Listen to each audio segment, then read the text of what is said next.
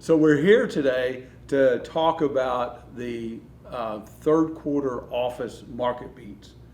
And basically that is our analysis and our research from how that market performed for Southwest Florida. Between Naples and Fort Myers, it's about a 32 million square foot Right. office market.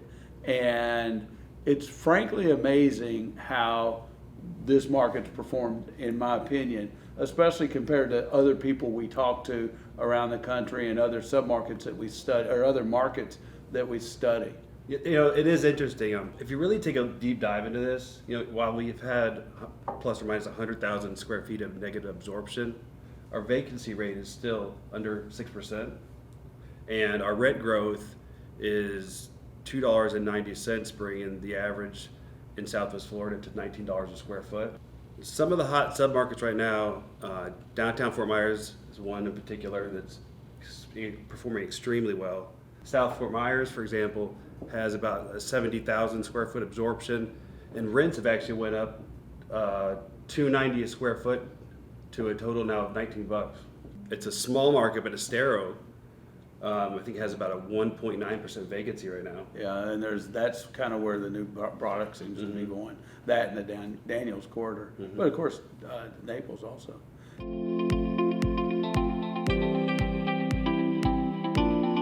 But our market is performing in a way that is really reminiscent of the buildup before the meltdown in 2008, 2009 period. I believe we're going to continue to see more growth. I know that businesses are coming to Florida, and Southwest Florida in particular, at a record pace. How many new businesses have, just in our shop, have we talked about and talked to about coming here? And we're not talking one or two jobs.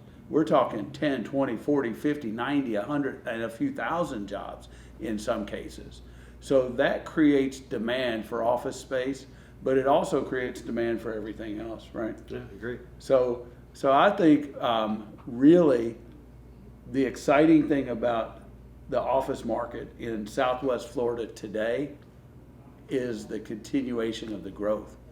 Essentially, the second quarter was a blip.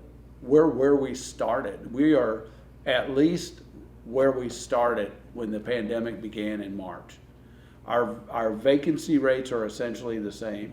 The reason that you see a negative 100,000 square feet of absorption is because we've actually built more space. Good point. Yeah. So businesses, in some cases in the office sector, maybe have right-sized, maybe they've gone out of business or closed temporarily, but they're being replaced by other bigger businesses that are here to grow. And I think it's a great place to be able to do that.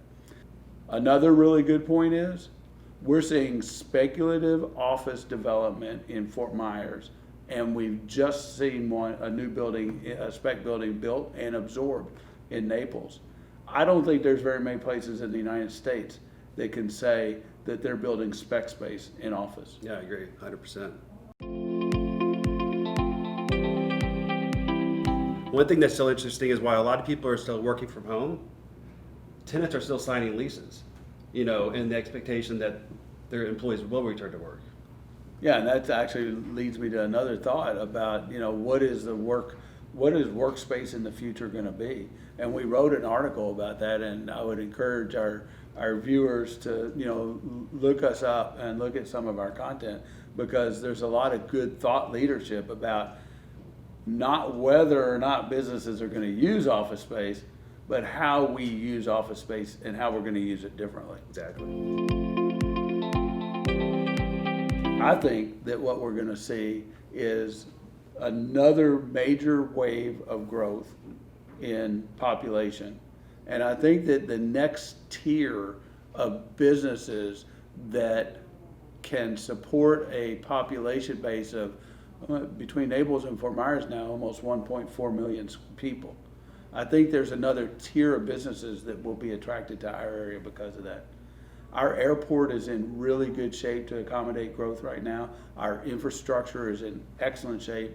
Our workforce is as good as any now in many, many segments. We're seeing the biotechnology field start to attract more people. We're seeing just technology, software, code writers, healthcare. So we're really firing on all cylinders right now, which is an incredible, given the situation that we've all had to deal with the pandemic. But I see blue skies ahead.